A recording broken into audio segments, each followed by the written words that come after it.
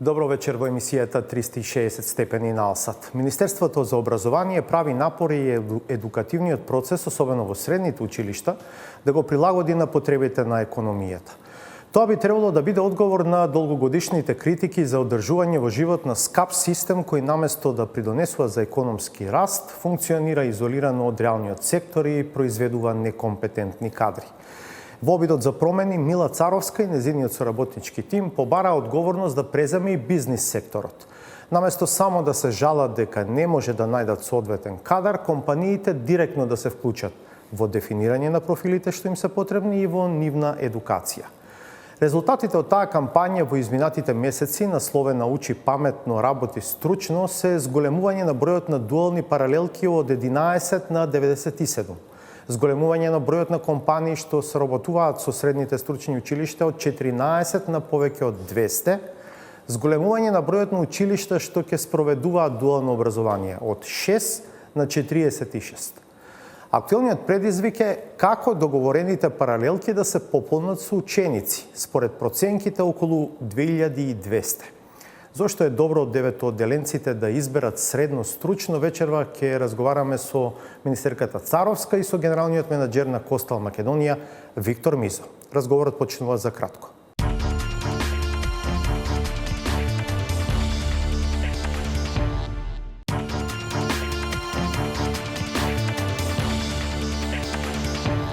Гледате 360 степени. Во ова издание главно ќе зборуваме за обидите на Министерството за образование да го прилагоди средното стручно образование на потребите на компаниите од реалниот сектор. Подготвителните чекори се направени, бројот на дуални паралелки во кои особено внимание и се придава на практичната настава е зголемен на 97 за следната година, но сега треба да се убедат оние што завршуваат основно дека запишувањето во средно стручно не е упис заради упис, туку дека е инвестиција во поизвестна иднина со вработување и пристојна плата за достоинствен живот. Дали е навистина така, ќе разговарам со министерката Царовска. Добро вечер, добре дојдовте. Добро вечер. И Виктор Мизо, генерален менаџер на Костал Македонија, германска инвестиција во земјава. Добро вечер, добре дојде за вас. Добро вечер. Сепак присуството на министерката Царовска ќе го искористиме за да поразговараме на уште една актуелна тема – откупот на учебници за следната година. Првиот обид за преговори со Арс Ламина и Арберија Дизајн пропадна затоа што двете издавачки куки не доставија докази за авторско право за Кембридж учебниците, како што побара Министерството. Двете компании, кои во изминатите години инкасираа 30 на милиони евра од откуп на учебници од државата, велат дека тоа прашање било абсолвирано при одобрувањето на учебниците пред неколку години. Дали е така, министерке? Дали барате нешто што е веќе абсолвирано? Многу е значено дека во процесот на набавка сакаме да обезбедиме транспарентност на истиот тој процес и да може да ги имаме на увид сите оние потребни документи кои што ги бараме, за да може првенствено да ја формираме цената, но и да потврдиме дека учебниците кои што се набавуваат се соодветни или усогласени со Кембридж програмата. Се тргна од вашиот обид, како велите, да стигнеме до реалната цена на учебниците. Јас ќе кажам, сомневајки се, вие не мора, дека можеби цените на учебниците откупувани во изминатите години се надувани и напумпани. И сакавте да видите како компаниите стигнуваат, како ја формираат цената на еден учебник. Така е. И за тоа, меѓу другото, им побаравте да видите доказ и надомест за авторското право. Така, за да може да утврдиме цената, логично е да видиме колку кошта печатењето, репроматеријалите се покачуваат, не се покачуваат и колку ги чини куките авторското право или колку мора да испорачат кон автора, за да може да формираме цена која што нема да биде секако превисока или премногу да имаат тие добивка од учебниците, од друга страна да не одиме па и прениско, за да ги оштетиме компаниите кои што треба или издавачките куќи кои што треба да продадат учебници на државата, за да можеме до таа цена. За да знае публиката, лани да речеме, Министерството за образование има исплатено 5,5 милиони евра за откуп на учебници. Така. Од нив околу 4,6 милиони евра отишле кај овие две компании, кај Арс Ламина и кај Арберија Дизајн, затоа што тие го имаат правото за Кембридж учебниците. Така, тие го имаат правото и затоа тие се и најголеми играчи во откупот на учебници, согласно одобренијата кои што ги има добиено. Има компании кои што подпиша или добија договор, секако сме во жалбена постапка во моментов, но има две компании со кои што ќе се подпишат договорите. Значајно е да оваа постапка се повтори и сепак да дојдеме до заедничко надминување на ова прашање, затоа што сметаме дека јавниот интерес, јавните пари мора да се трошат на транспарентен начин и секако дека ќе ги бараме и одобрението и авторските права и се она кое што треба да се обезбеди за да може понатаму да одиме кон откуп на учебник. Првиот обид не успеа, сега велите важно е тој да се повтори, значи ќе одите на повторување на обидот, да ги откупите сепак учебниците? Да стигнеме до она кое што го бараме како документација. Дали ќе стигнеме до откуп, ќе зависи од како целата процедура понатаму ќе се одвива. Во моментов сме во консултација со повеќе институции кои што се во рамки на Министерството надлежни за ова прашање, но исто така и со надворешни институции, за да може да стигнеме до сепак заштита на јавниот интерес, но и формирање на реална цена. Можно е да не откупите учебници оваа година? Сметам дека сега во моментов сме фокусирани на тоа да изнајдеме решение и да одиме кон втор повик и да добиеме она кое што го бараме. Имам. Дали мислите дека има простор за постапување на евентуално на истражните органи? Министерството за образование и наука и јас како министер не сум надлежна за да ценам дали нештото треба да понатаму се истражува или не, но сметам дека има комисија во Министерството која што ќе го утврди и ова прашање. Се појави уште едно прашање, разликата во цена на учебниците, иако законот вели дека да, издавачките куќи имаат право во слободна продажба да пуштат дел од овие учебници, но тоа мора да го направат по цената по која што бил последниот откуп од Министерството за образование. Нашава редакција беше на терен, утврди дека има разлика, или имаше разлика, бидејќи веднаш потоа беа изедначени цените, но сега се јавува друг проблем, нема инспекторат кој што смета дека е надлежен да постапува. Во различни сегменти од постапката постапуваат различни инспекторати и во моментов се постапува. Кој инспекторат? Просветниот и пазарниот. Побарање, согласно увидите кои што ги имаше во вашата емисија. Се испратени дописи до надлежните и тие постапуваат. Има укажувања, може би не официјални, но неофицијални, дека законот е направен така што нема прекршочни одредби, нема санкции предвидени во случај на ваква разлика. Повисока цена за МОН, пониска цена во слободна продажба. Законот утврдува дека не смее тоа да се случува, но понатаму не се разработува, но откако ќе добиеме информација од пазарниот инспекторат, ќе се разгледаат сите можности и ќе видиме кон што ќе се понатаму посветиме да го разгледуваме ова прашање. Добро, прилично сте воздржани, претпоставувам ги немате одговорите сега во овој момент, ќе ви треба време, но велите дека ќе се трудите сепак прашањето да го надминете, учениците да го добијат тоа што им треба за следната учебна година. Оно што е значено е дека учениците имаат учебници и тие учебници се во училиштата по завршувањето на учебната година. Учебници секако ќе има, тука стравување за родителите и за учениците не треба да има и за наставниците. Тоа е едно прашање. Другото прашање е дека во втората постапка ќе видиме како ќе се разврзуваат сите работи. Кога ќе биде таа, знаете? Па сега тече жалбена постапка, пред да заврши таа, мислам дека 10 дена не може да почне новата постапка на преговарање. Добро, одиме на другата тема, средно стручно образование, потребите на реалниот сектор. Министерке, договоривте 97 дуални паралелки, бевте низ државата во изминатите месеци заедно со локалните власти, со директорите на училиштата, со бизнис секторот, баравте од нив да декларираат што им треба, да кажат каква потреба имаат, главно од компаниите, нели, за да ги внесете во диалог со училиштата и да се договорат профилите кои што му требаат на реалниот сектор. 97, дали е ова задоволувачки фактор, таргет за вас? Па, мислам дека за периодот кој што го имавме, за да водиме кампања и диалог со компаниите и со училиштата, секако и со граѓаните заинтересирани или учениците за да се запишат, мислам дека го постигнавме тоа што го очекувавме.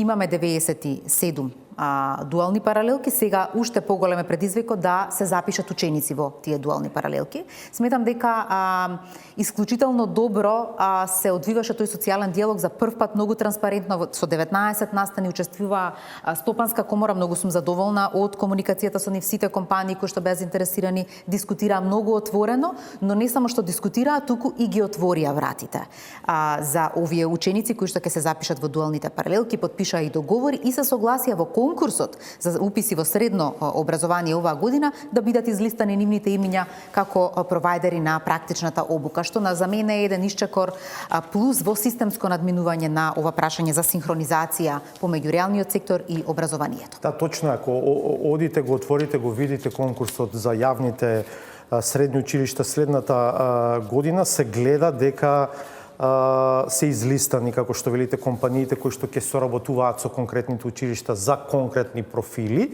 Господинот Виктор Мизо реков е генерален менаџер на Костал Македонија, германска инвестиција од областа на автомобилската индустрија во земјава. Патем господин Мизо од предизвестно време е и подпредседател на Стопанската комора. Така што можеме да кажеме слободно во двојно имате и други својства, знам. Прво, вие заедно со уште две компании ќе бидете дел од две дуални паралелки и во следната учебна година, така? Така, ние веќе пред 4 години започнавме, ние бевме една од првите компании на територијата на целата држава под покровителство на германското здружение на германските компании во Македонија, или така наречена германска стопанска комора АХК, се формираа на неколку локации. Прво се почна со Охрид и Кавадарци, потоа тоа се прошири на неколку други локации, Битола, Прилеп, Велес. Од следната година мислам дека тоа ќе биде проширено и за Скопје. И ние заедно со две други компании во нашиот регион, една словенечка и една друга германска компанија, заедно со средното стручно училиште, веќе 3 години ние како компанија имаме две паралелки. Едната паралелка е техничар за индустријска мехатроника, другата паралелка е техничар за производствено инженерство. И веќе 3-та година завршуваат, мислам дека идната недела е завршетокот на школската година, значи дури по завршување на идната школска година ќе имаме завршени кадри. За сега немате матуранти? Немаме матуранти, но многу е важно да кажеме дека во моментов 20 од овие ученици во 2 и 3 година се на обука кај нас. Нормално, изминатата година заради пандемијата малку имавме застој во тој практичниот дел од наставата и ние планираме уште 10 да ни се приклучат, кои се сега, која завршуваат првата година, така да 30, да речеме, средношколци, кои се во 3 различни паралелки, ќе дојдат и ќе го поминат барем месец јуни и јули кај нас.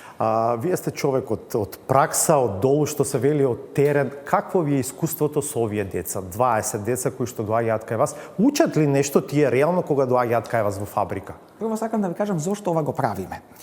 Реалноста е во државата индустриализацијата која постоела некаде до крајот на 80-тите, можеби првите 2-3 години од 90-тите, на жалост во еден период од 20 на години престанала. Немало никаков технолошки напредок, развој или вложување во технолошки напредни процеси. И не само ние како компанија, туку голем број од странските компании кои се дојдени во државата изминатите 12-13 години се соочуваат со еден проблем. Не зборуваме ние само сега технички кадар како инженери, туку техничари, луѓе кои имаат индустријска пракса и знаење, каде што релативно лесно може да го адаптираат своето теоретско знаење на она што значи работа во технолошко напредни компании, каде што има роботика, автоматика. И заради тоа го почнавме овој процес, бидејќи навистина сметаме дека овие деца прво тие покажа интерес однапред во процесот на кој за која компанија ќе се избере и каде ќе биде вклучен во процесот на обуката. Тие се избираат своја компанија и врз основа на тоа навистина се вклучени во учење од ментори кои ние ги даваме и ги споделуваме со нив низ различни процеси од компанијата. И сметаме дека во иднина Ако е до мене, јас сите од нив би ги примил на работа идниот јули, кога ќе завршам. Прашам, да, колкумина од тие 20 вие би сакале да видите кај вас во фабрика? За сега сите. Освен оние кои ќе одлучат да продолжат понатаму со, се надевам, на технички факултет со студиите, без разлика дали е тоа електромашински факултет или слично, она што е потребно на индустријата во Македонија, и дури за некои од нив би размислувале дури делумна стипендија или целосна стипендија во тој процес, бидејќи секогаш се работи за луѓе од нашиот регион. Дали е непристојно прашање ако прашам колка би им била платата ако се вработат кај вас? Или тоа е деловна тајна? Зависи до идната година, значи ако збориме за идното лето, сигурно платата ќе биде веќе почетната плата над 20.000 денари на месечно ниво. Значи зборуваме за почетниците, значи некој од ученичка клупа на 18 години. Да. Сакам да се надоврзам, министарке, на она што го зборуваше господинот Мизов во делот на тоа дека би ги примиле сите освен оние кои што би решиле да одат на факултет. Тоа е веројатно еден од стереотипите врзани за средното стручно кај нас, дека децата кои што одат во средно стручно како да решаваат дека нема да одат на факултет, веројатно ќе треба да се работи многу прво да му се врати генерално дигнитетот на средното стручно како образование кое што нуди шанса за вработување, но нуди шанса и да се запишете на факултет во иднина. Така, ова образование нуди проодност, што значи дека средното стручно образование 4 годишно никако не им го скратува правото на учениците да продолжат во високо образование. Напротив, им дава подобра стартна позиција, посебно за техничките и сродните факултети, затоа што стручните испити веќе ги учеле и во средно образование и полесно ќе се справат со ниво високото образование. Што укажува дека навистина треба да се потрудиме и како држава, како министерство, како компании, да стручното образование го презентираме од аспект не само на работна сила која што е на најниските нивоа, туку напротив, која што создава инженери, затоа што еден инженер ако го земете и го создавате од 14 години, тој веќе по завршувањето на факултетот и ќе има многу повеќе знаења, но многу и подолг период бил изложен на реална практична настава и во компаниите, и во училиштата и секако после на факултет. Затоа сметам дека тој систем не дека нашата држава го немала. Ако ги прашате оние возрастни машински инженери кои што сега се во фабриките, тие сите поминале низ машинско средно, па понатаму биле на машинскиот факултет, па станале машински инженери кои што се врни и денеска и помладите може да учат во фабриките од нив. Ова е нормална пракса, посебно во Германија и во сите германски компании. Таму најголем број и од инженерите почнале со вакво средно стручно образование. И некои од нив стигнуваат на високи менаџерски позиции, дури и да немаат завршено технички факултет. До доктори на науки, Ама некој како така наречен апрентис, некој што работел во сите овие средно стручни училишта и потоа стигнал врз основа на искуство и знаење како механичар, како мехатроничар, како експерт на CNC машини и потоа може да стигне дури и до висока менаџерска позиција без факултет, бидејќи тој има практично, длабинско практично знаење. Менаџерите кај вас се добро платени, така? Јас сметам дека за наши услови се добро платени, да. И мислам дека и тие би се согласиле со тоа. Добро. Министерке, веќе зборувавме зошто некој деветоделенец би избрал средно стручно. Следува периодот во кој што ќе се поднесуваат документи. Мислам дека на 14 јуни почнува тој процес, неколку дена ќе трае.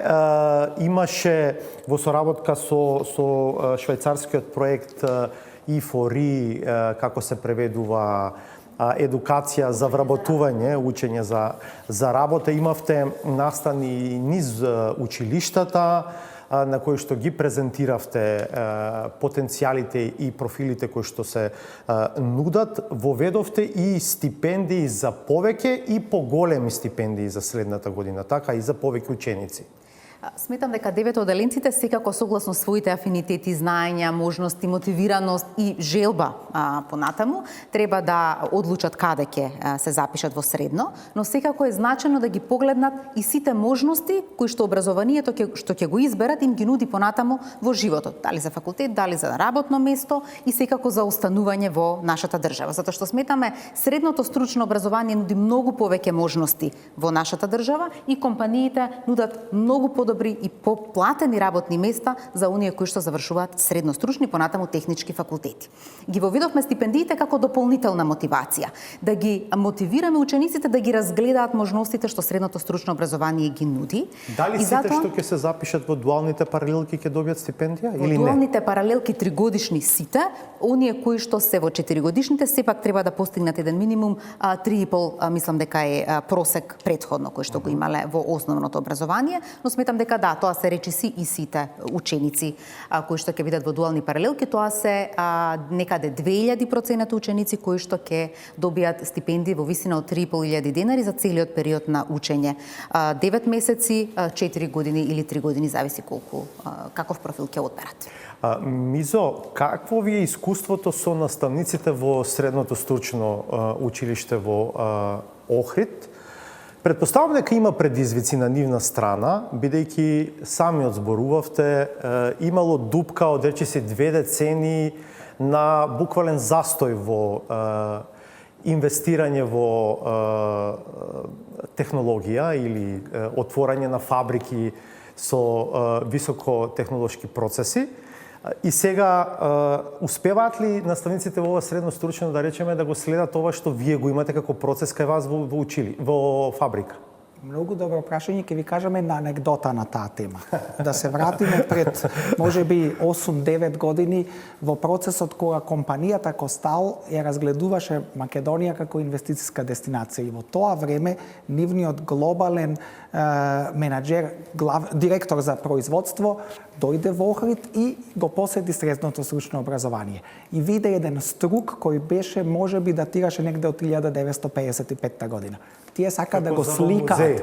Да, апсолутно, ти рекоа, ова е музејски експонат. Го слика, видоа кога, како е произведен и сето тоа, бидејќи нормално ние сакавме да кажеме да, имаме ние експерти кои може да помогнат во процесот.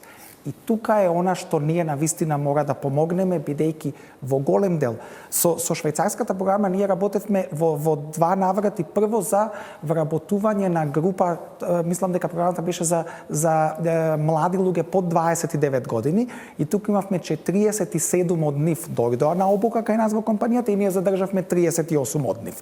Но она што го видовме е дека професорите, без разлика дали тие завршиле пред 5 или пред 20 години, треба да имат едно подобрување на нивните вештини, на нивните знаења, бидејќи технологијата која ние имаме во нашиот процес, многу е тешко тие да ја предаваат на некои студенти кои потоа доаѓаат кај нас на пракса и потоа тие ќе се соочат со подобри и понапредни знаења од она што им предава.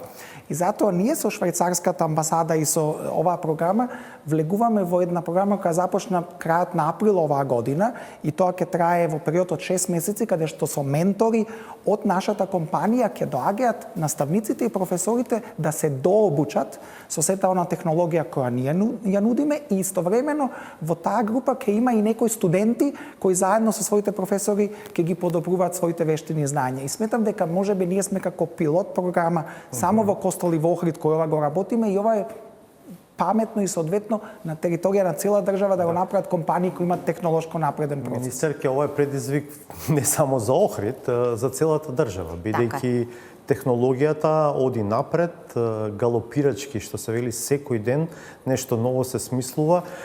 Не дека треба да ги подценуваме инженерите, професори кои што произлегле од нашите факултети, но реалноста е таква, каква што ја опишува господинот Мизо. Така е, и токму затоа ова партнерство и враќање на довербата помеѓу компаниите и училиштата е најзначајна.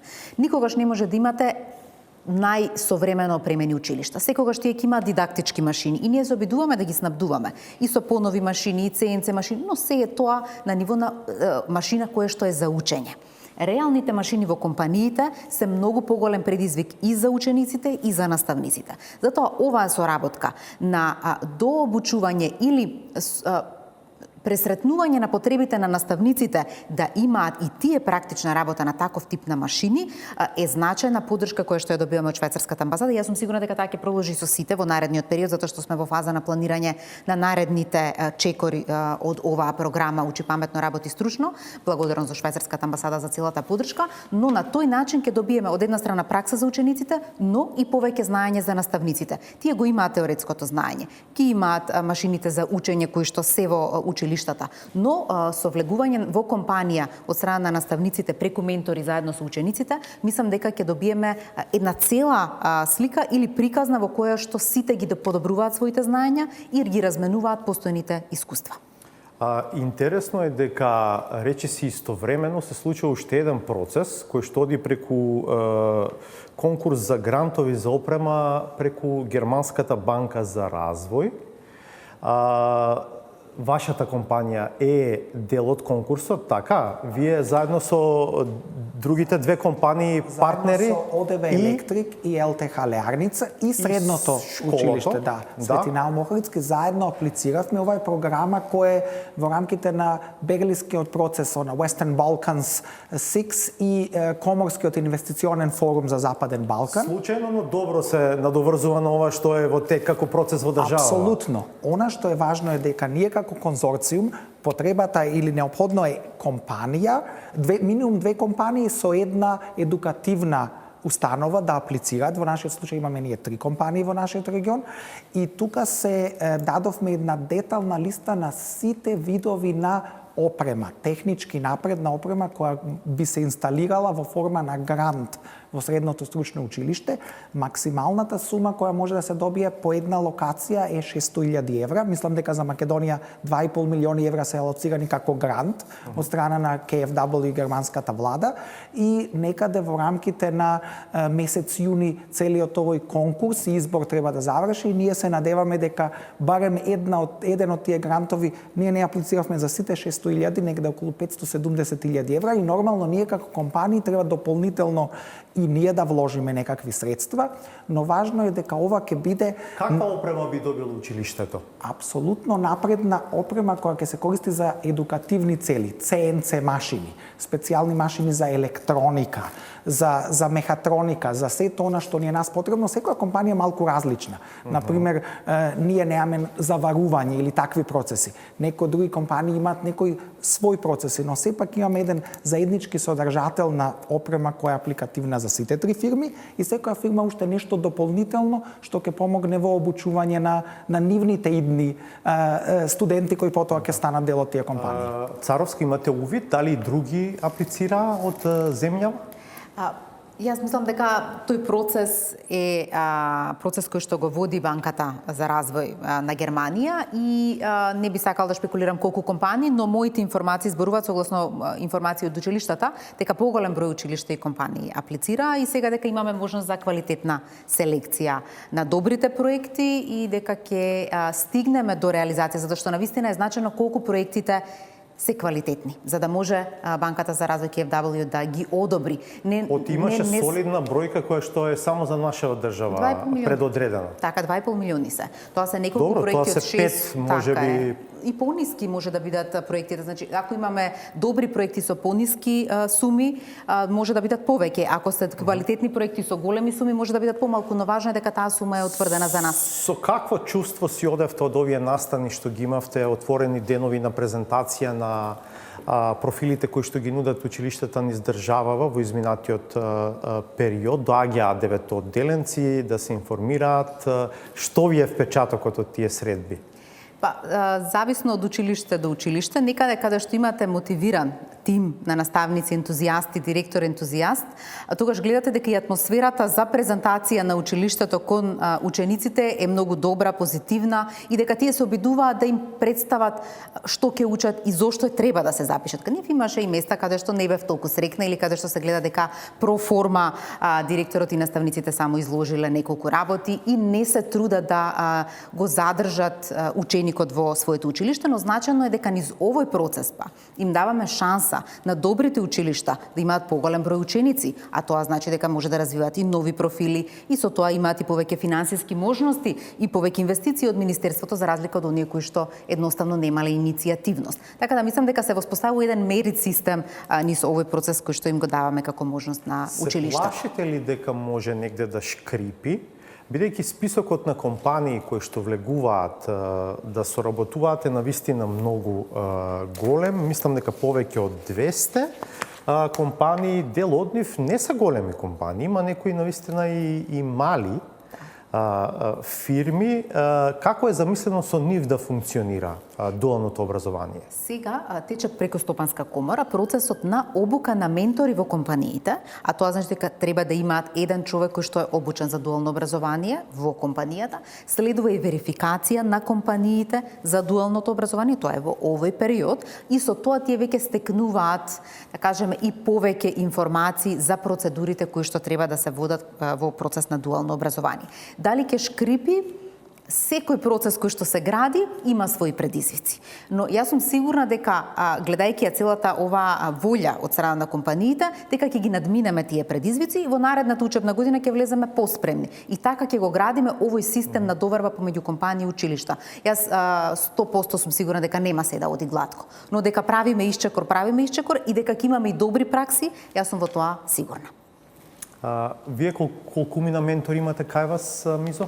Ние имаме 4 ментори, но ќе го зголемиме бројот на ментори, посебно бидејќи овој процес каде што ги обучуваме и наставниците, така да ќе го адаптираме таа бројка на ментори според тие потреби, но важно е да се каже дека не само студентите и наставниците, но и сите идни генерации, дури и оние кои се запишат од септември, ќе работат на вистина оно што е најнапредна технологија за нас. Значи нема нив да им дадеме некоја релативно проста работа каде што само да го поминат времето и да добијат потпис дека биле на обука, туку ќе им дадеме можност и знаење да видат каде се произведуваат компоненти за електрични, за хибридни возила, сето она што е најнапредно технолошки, и се надеваме дека на тој начин ќе ги стимулираме младите луѓе. Дури и кога бевме заедно на промоцијата со министерката пред 2 недели во Охрид, ние донесовме што се нашите најнапредни продукти, бидејќи на тој начин млади деца 14-15 години пред да започнат со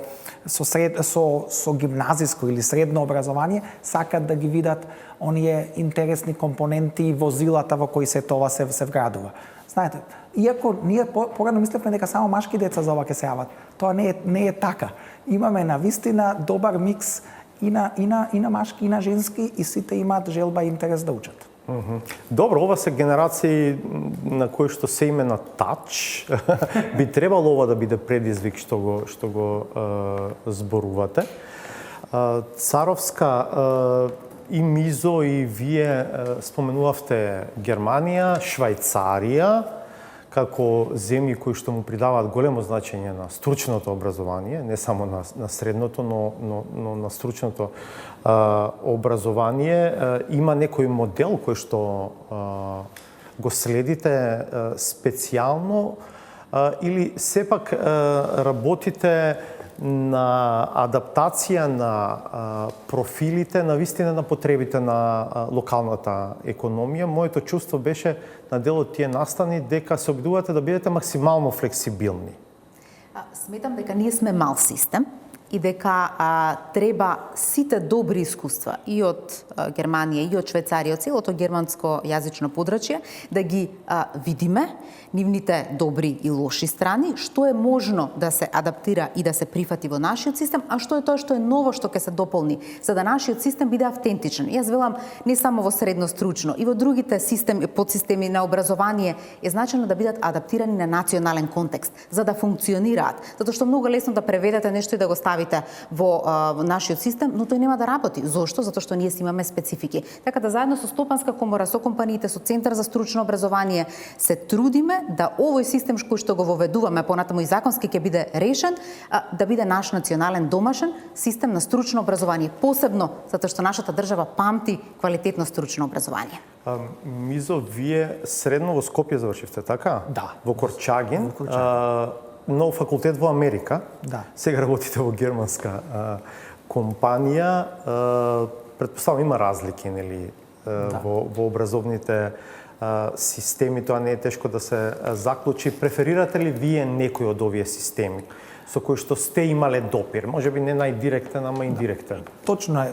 Мислам дека во моментот имаме швајцарски систем, германски систем, австријски систем, кој на различни локации, под различни спонзорства се е апликативен во моментот во државата. Но без разлика што ние сме германска компанија и сме со АХК германскиот систем, дури преку АХК има и локални македонски компании и дури една американска компанија која го применува тој систем на обука на потенцијални нивни кадри. Јас сметам, исто како што кажа министерката, да најдеме систем кој е најсоодветен за нас, за нашето потребе, за потребата на нашата индустрија, без разлика дали се тоа домашни или странски компании. Да имаме еден униформен систем, да не биде кој е поважен од кого и некој систем да се аплицира само на неколку локации низ државата, бидејќи тогаш нема да има дали луѓето, некој ќе рече, ама јас во Охрид можам и во германскиот и во другиот систем да одам. После како ќе го избирате тоа?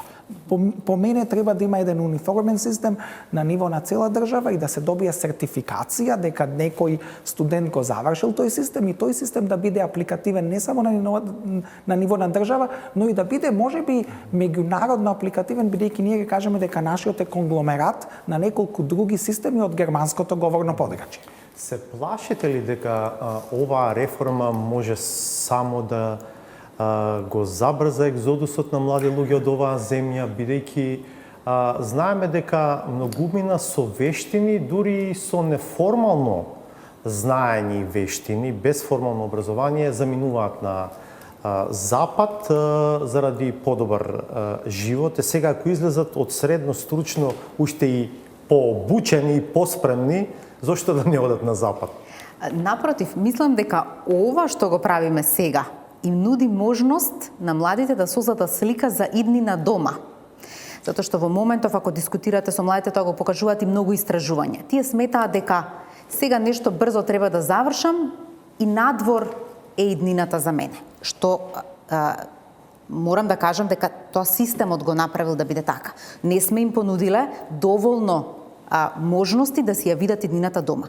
На овој начин, врзувајќи ги учениците директно со работодавач, кој што со години е работодавач тука и тие може да создадат слика што значи да се работи кај работодавачот, кои се искуствата на другите кои што се вработени во таа компанија, дека живеат солидно, дури со средно образование завршено, му давате можност да ја согледа иднината или да почне да ја планира иднината дома. Тоа е најголемиот предизвик што оваа држава го има. И мислам дека напротив овој систем сега што го воведуваме ќе превенира излез на млади. Тие ќе ги имаат вештините, но сепак ќе се видат себе си дома, а затоа што и без вештини тие ако решиле да излезат надвор затоа што не сте им создале слика за дома, тие ќе ја стекната брзина и ќе заминат. Разбира, тука влијаат и многу други фактори, општата состојба во државата, како се вели, убеденоста дека нештата се менуваат кон подобро, дека партиската книжка не е најважна, дека има вистинска борба против корупцијата и криминалот, дека некои системи, државни сервиси кои што се важни,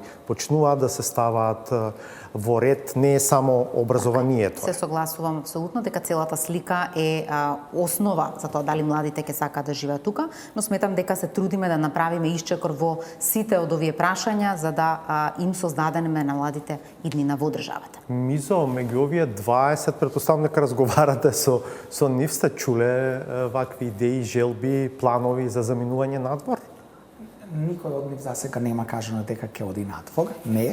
И затоа ние планираме нормално идната година и нивната последна година од стручното образование да видиме што се нивните идни планови, одење на факултет, останување, работа во компанијата, но сметам дека ова е позитивно за индустријата во државата. Ако ова не го направиме, уште повеќе јазот помеѓу нашите можности и она што го прави остатокот од Европа, да не зборувам за други континенти, ќе се зголеми. Така да оваа можност која нудиме и фактот што пред се некои од странските компании, можам да кажам со сигурност ние во Костал, бидејќи сме лоцирани во 21 земја во светот, само на 2 локации, Кина и Македонија, ги имаме сите најкомплексни производствени процеси и производи. Значи, дури во централата во Германија постојат некои работи што не се прават, а се прават во Охрид. Што се должи тоа? Тоа е глобален процес на каде се алоцира производството. Германија се повеќе... велам дали тоа треба да покаже дека во Македонија на вистина апсолутно тоа треба да покаже дека потенцијалите. Ги има потенцијалите и можностите за развој и за напредок во технолошка компанија како технички лица, техничари, инженери, бидејќи можеби секој производ не се измислува во Македонија, но оптимизирање на процесите, можност да се работи на нешто што е многу напредно и глобално на вистина последниот хит во индустријата, зошто луѓето да не останат? Прво сме блиску до ЕУ, а сме географски дел од Европа. Го имаме договорот за стабилизација и асоциација, кој што практично значи договор за безцаринско тргување или со минимална царина, и тоа се важни предности. Сега се случува уште еден процес кој што ковид кризата го нагласи. Тоа е доцнењето на пратките од Кина кон Европа. Претпоставам дека Македонија и тука може компаративно да биде во предност, така? Се соочуваме со голем проблем со доцнењето на пратките заради целиот тој ланец на добавувачи, не само од Кина, туку и од Азија, пред се од електроника. Ова е еден проблем со кој автомобилската индустрија во Европа, а и глобално се соочува некаде од почетокот на четвртиот квартал минатата година. И тој проблем ќе продолжи. Сметам дека ќе продолжи дури до почетокот на идната година, и тоа не афектира сите нас. Имаме случаи каде што авионски превоз треба да се направи од локации од Јапонија, од Сингапур, од Тајван, од Кина, само за да може да го продолжите производството една недела за вашиот клиент кој е во Германија да не застане со нивниот процес. Имаме можности како држава, може би дел од тој процес на nearshoring, што значи компании добавувачи кои се лоцирани во Азија да се малку поблиску до главниот и крајен пазар. Но тука мислам дека пристапот мора да биде регионален. Не може да биде само Македонија, само Србија, само Премали Босна. сме, преситни. Премали сме, ако гледате сите оние 6 земји од Западен Балкан имаат бруто домашен производ како една Словачка, која е 5,5 милиони луѓе. Што значи дека треба да настапуваме заеднички и потенцијално да се потрудиме нешто да се лоцира тука. Но сами не можеме да успееме во таа борба. Привршуваме, значи треба да се убедат деветоодделенците дека изборот на средно стручно и практичната настава во компаниите нема да биде пракса заради пракса, нема да биде пракса во која што ќе варат кафе и купуваат бурек, туку навистина ќе учат, ќе стекнуваат знаење и вештини, со кои што утре прво компаниите, ако се задоволни од нив, ќе им понудат договори за работа, тоа би требало да подразбира и за нив веднаш по завршувањето на средното стручно образование известна иднина и достоинствен живот. Така е. И компаниите кои што потпишаат договори со училиштата и кои што се во конкурсот се посветени да заедно со образовниот систем создадат кадри кои што понатаму се по-добро остручени и кои што директно може да влезат на пазарот на труд.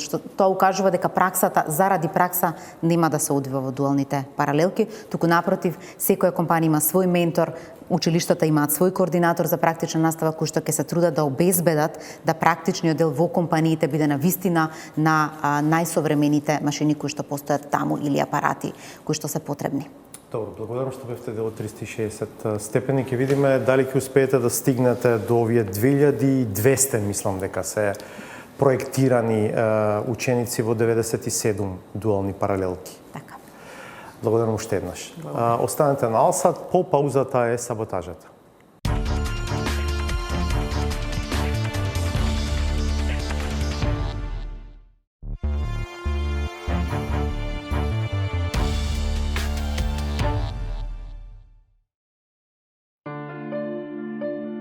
Тврдењата дека во македонските медиуми се диктира кампања против одредени земји и тие и нивните политичари се предмет на омаловажување, изгледа дека е само импресија од состојбата во државата од која доаѓаат тие критики. Милановиќ не си знае собствената хрватска историја.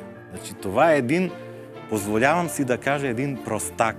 И не е само тоа, туку по собствено признание обидите на европските дипломати да најдат излез преку патокас кон Брисел се предмет на подсмех.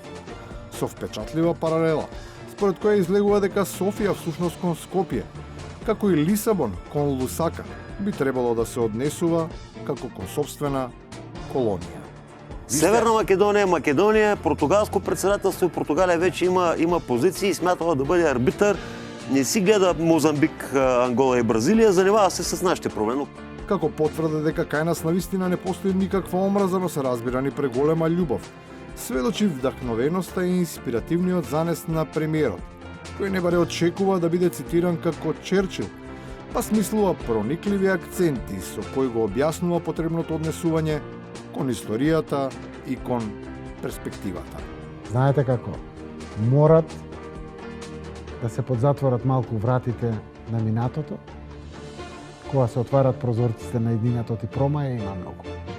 Таквата луцидност не останува незабележана, но можноста да биде впишан на некоја од страните на читанката по општество се наметнува како теза која низ целата конструкција изгледа дека не е до крај обмислена, особено ако се имаат предвид сите специфични стилски фигури со кои е украсен тој политички потфат.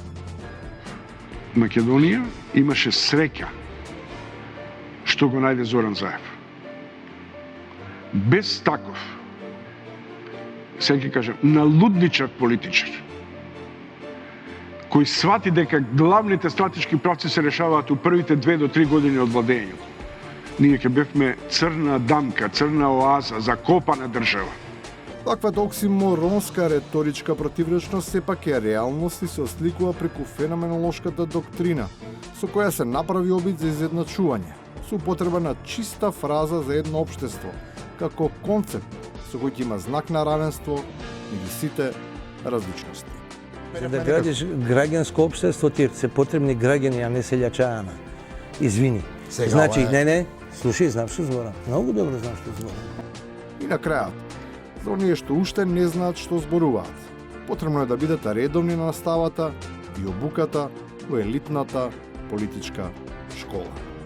Ке имаме ексклузивен класен час со нашата драга класна Мирка Велиновска. Ќе речеш, за Ако нас сака да гледа, Европска унија да, ваква, фашистичка и НАТО не се никаква опција. Апсолутно.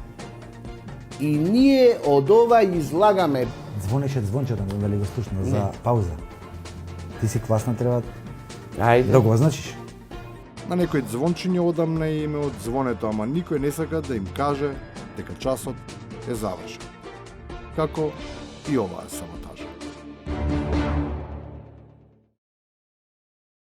Пријатно до понеделник во 22.